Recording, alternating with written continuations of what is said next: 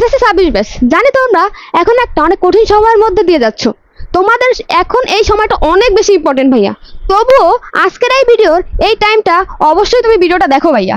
এই ভিডিওটা দেখার পরে তুমি ইউটিউব থেকে সম্পূর্ণ প্রয়োজনে লিভ দাও, বাট এই ভিডিওটা দেখে অবশ্যই লিভ দাও, কারণ এটার মাধ্যমে আমি তোমাকে যে প্যানিক তোমাদের হচ্ছে সবকিছু দূর করে দিবে ভাইয়া, এবং এক্সাম হল কিভাবে তোমার আয়ত্তে নিয়ে আসবে সবকিছু এই ভিডিওর মাধ্যমে বলার চেষ্টা করবো। সুতরাং তুমি অন্তত ভিডিওটা দেখো ভাইয়া, তোমার কাছে একটা রিকোয়েস্ট আমার এজ এ আপু হিসেবে, ঠিক আছে? তো চলো তোমার ভিডিওটা শুরু করা যাক।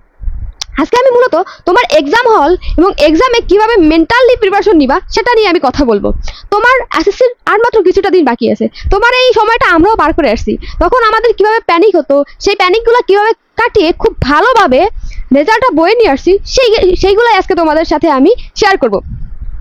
এসএসসির তোমাদের এমন একটা পরিস্থিতি এখন মনে হচ্ছে যে আচ্ছা আমি যখন এক্সাম দিতেছি তখন কি হেলিকপ্টার মিলন আমার পাশে এসে বসে থাকবে, বা হেলিকপ্টার দিয়ে কি আমার এক্সাম হলের মাঝখানে ল্যান্ড করবে?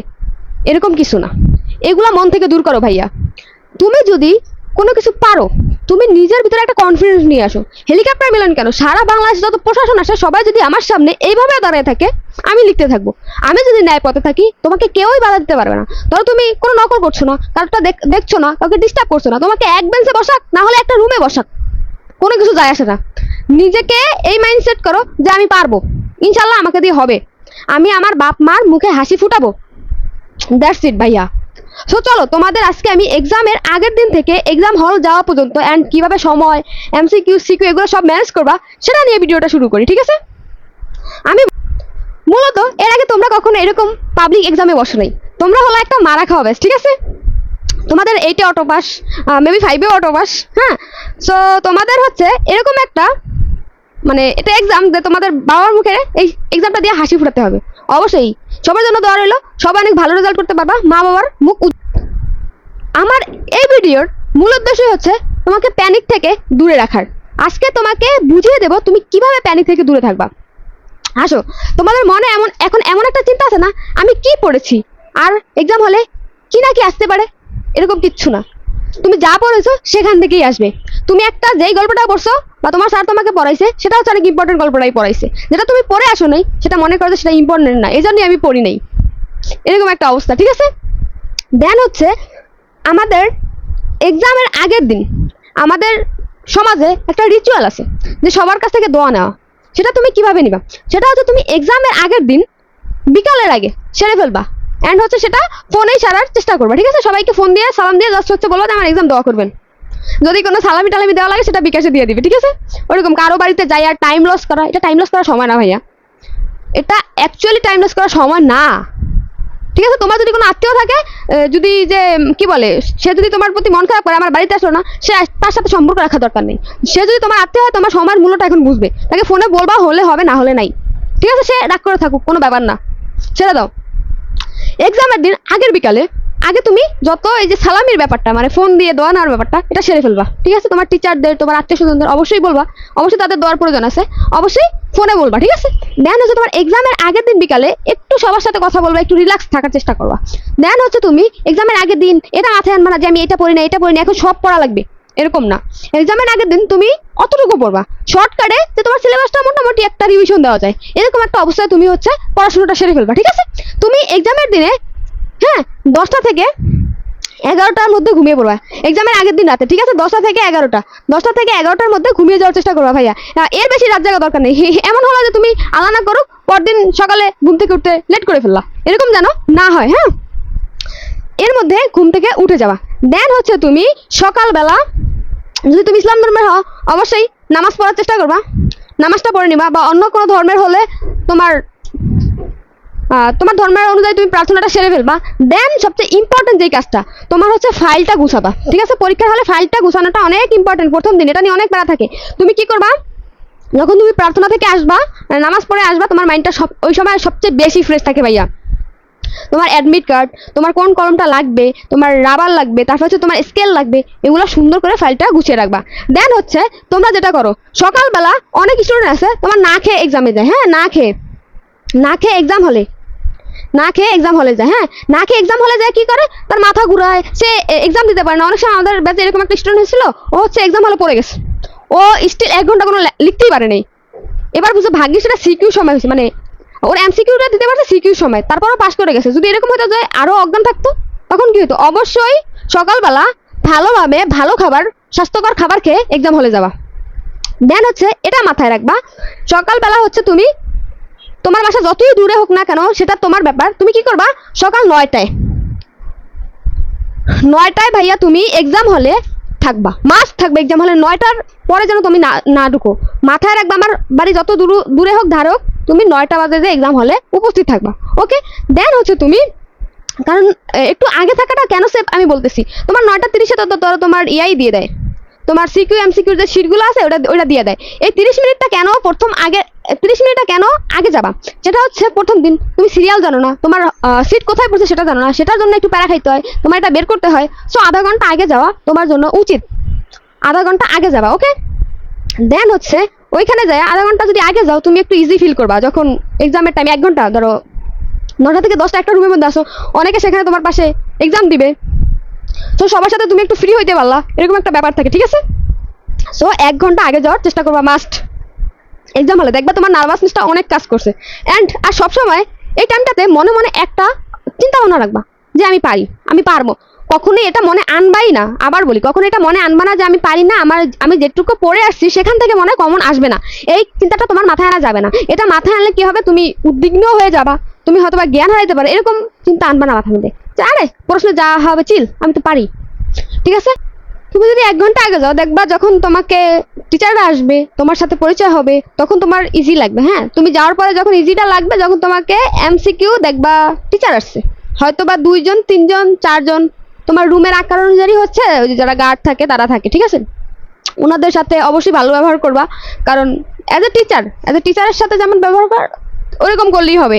বেশি তুলুনুলু করবে না, তাহলে বেশি সন্দেহ করবে। ঠিক আছে, এরকম একটা অবস্থা।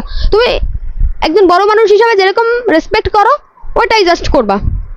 এই তোমাকে দেখবা হচ্ছে 2টা শিট দেবে, এমসিকিউর জন্য এরকম একটা শিট, আর সিকিউরটা একটু মোটা হবে। ঠিক আছে, তুমি কি করবা, এখানে কিন্তু অনেকে ভুল করে, এমসিকিউর জন্য একটা দেয়, সিকিউর জন্য একটা দেয়। ঠিক আছে, এমসিকিউর জন্য একটা দেয়, সিকিউর জন্য একটা দেয়।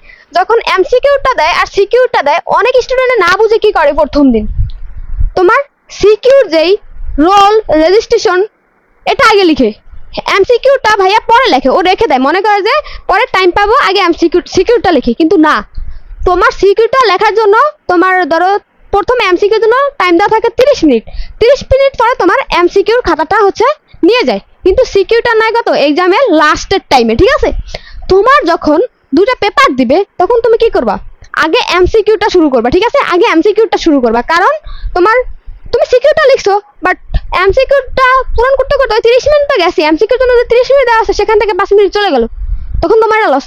এই জন্য কি করবা, আগে এমসিকিউর যেই পেপারটা দেবে সেটা রোল রেজিস্ট্রেশন আর হচ্ছে তোমার সেট কোড, ওইটা অবশ্যই ভালোভাবে পূরণ করবা। প্রথম দিন একটু টাইম নিয়ে, আমি বলি কতবার দেখবা, প্রথমে হচ্ছে তোমার খাতায় তোমার রেজিস্ট্রেশন নাম্বারটা, বাসায় হচ্ছে কিভাবে প্র্যাকটিস করবা, তোমার খাতায় হচ্ছে রেজিস্ট্রেশন নাম্বারটা হচ্ছে 3-4 বার লিখে ফেলো, মুখস্থ করে ফেলো, তোমার হচ্ছে রোল নাম্বারটা লিখে ফেলো। ঠিক আছে, এগুলা এমসিকিউর খাতায় খুব ভালোভাবে, যেদিকে জিরো দিছো নিচে দেখবা কোন ঘরে জিরো আছে। ঠিক আছে, কোন ঘরে জিরো আছে ওই ঘরটা পূরণ করবা। অবশ্যই মেটাডো অল টাইম বা এরকম কোনো একটা ভালো কলম দিয়ে ট্রাই করবা। আর ওই কাগজটা, এমসিকিউ কাগজটা কখনো এরকম ভাঁজ টাস করবা না। ওকে, ওই এমসিকিউ কাগজটা দেখবা কোনো কারণে যে ভাঁজ না হতে পারে।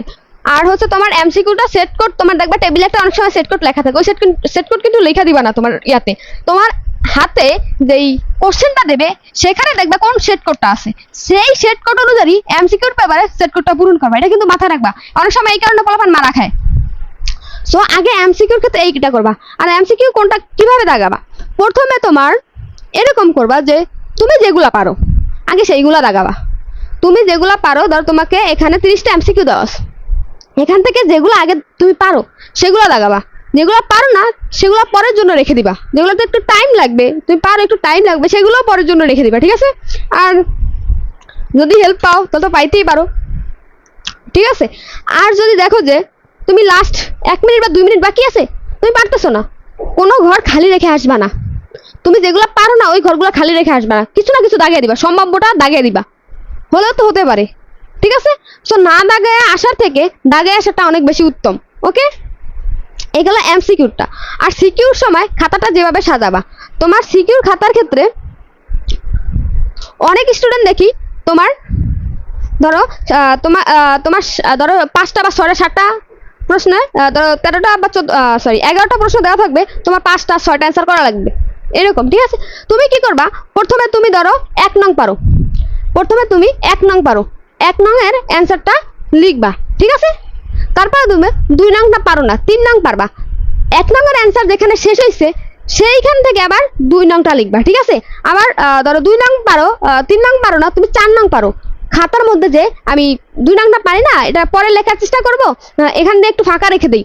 এর ফলে কি হয় জানো, তোমার ধরো একটা খাতা এই পেজটা স্যারে দেখছে, এই পেজটা যদি স্যারে খাতায় না লিখা দেখে, মনে করে যে স্টুডেন্টটা আর পিছনে লেখে নেই, এজন্য খাতাটা পরে অ্যান্সারগুলো দেখে না, এরকম অনেক ব্যাপার হয়। ধরো তুমি খাতায় কিভাবে লিখবা এগুলো দিয়ে বুঝাই, হ্যাঁ? তোমার এই পেজে লেখা আছে, এই পেজে লেখা আছে, এই পেজটা ফাঁকা থুবা না, এই পেজটা ফাঁকা রাখবা না।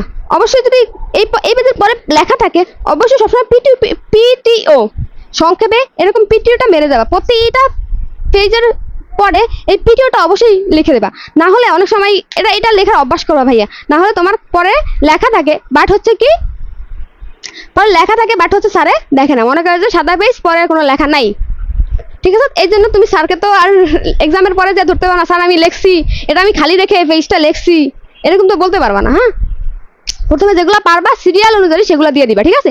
পরে যেগুলো না পারো পরে দিবা, এরকম। আর যদি দেখো তোমার কোনো ফ্রেন্ড হচ্ছে তোমার একটু হেল্পের জন্য, তার অনেক উপকার হচ্ছে, অবশ্যই হেল্পটা করো, সৃষ্টিকর্তা তোমার ভালো করবে এই তো। আর এক্সাম হলে কোনো প্যানিক করবা না, তুমি যা পারো সেটা আত্মবিশ্বাসের সাথে দিয়ে আসবা, অনেক ভালো করবা। সবার জন্য অনেক বেশি শুভকামনা। আর টাইম ম্যানেজমেন্ট, অবশ্যই টাইম ম্যানেজমেন্ট করে লাগবে। অনেক স্টুডেন্ট কি করে, তোমার প্রথম ধরো অ্যান্সার করতে হবে 6টা প্রশ্নের উত্তর, হ্যাঁ, প্রথম 3টা খুব টাইপ করে, প্রথম 3টা টাইপ করে লেখে, হ্যাঁ, অনেক সময় দিয়ে টাইপ করে লেখে, পরে দেখা যায় লাস্টে একটা প্রশ্নের অ্যান্সার 1 নং এর অ্যান্সার করতে পারে না, 1 নং এর অ্যান্সার করতে পারে না। তুমি যেই প্রথম 3টা হচ্ছে তুমি টাইপ করে লিখছো, ওটা তুমি ফুল মার্ক নাও পেতে পারো, বাট যদি সবগুলো তুমি সব নং এর অ্যান্সার দিয়ে আসো, অল্প অল্প করে লেখো, তাহলে তোমার মার্কটা অনেক বেশি আগে যায় ভাইয়া, এটা মাথায় রাখবা। সো সব সৃজনশীলের ক্ষেত্রেই সমান সময় দেওয়ার চেষ্টা করবা। আর লাস্টে অবশ্যই 5 মিনিট, লাস্টে অবশ্যই 10 মিনিট বা 15 মিনিট, 10 থেকে 15 মিনিট রিভিশন, অবশ্যই রিভিশনের টাইম রাখবা, অবশ্যই 10 থেকে 15 মিনিট রিভিশনের টাইম রাখবা, এই তো। হ্যাঁ, আর হচ্ছে যে খাতা পিন আপ করার যে ব্যাপারটা, তারপর তুমি লুজ নাও, মানে এডিশনাল পেপার নাও, সেটার জন্য একটা ঘর আছে, সেই এডিশনাল পেপারে ঘর অবশ্যই ফিল আপ করবা, না হলে তোমার এডিশনাল পেপারগুলো অনেক সময় দেখা যায় অনেক টিচার আসে তোমার কাছে দেখে এডিশনাল পেপার, বাট তুমি এডিশনাল পেপার নিছো সেই ঘরে ওটা বৃত্তটা ভরাট করনি, তোমার সেগুলো তখন বাদ হয়ে যায়, বা অনেক সময় খাতাগুলো দেখে না, এই মার্কগুলো যোগ হয় না। সো সেইগুলো মাথায় রাখবা। আর সেট কোড এগুলো একটু ভালো করে লিখো, ঠান্ডা মাথায় লেখো, প্যানিক করার কিছু নেই, ওগুলো জাস্ট করার সংখ্যা, তুমি ভালোভাবে বসাইবা। হয়তো প্রথম দিনটা একটু প্যানিক যাবে, দেখবা 2-3 দিন পরে সব ঠিক হয়ে যাবে, 2-3টা পরীক্ষা যাওয়ার পরে। সবার জন্য শুভকামনা, সবাই অনেক বেশি ভালো রেজাল্ট করো, আর চ্যানেলটা শেষ সময় সাবস্ক্রাইব করে দিয়ে যাও।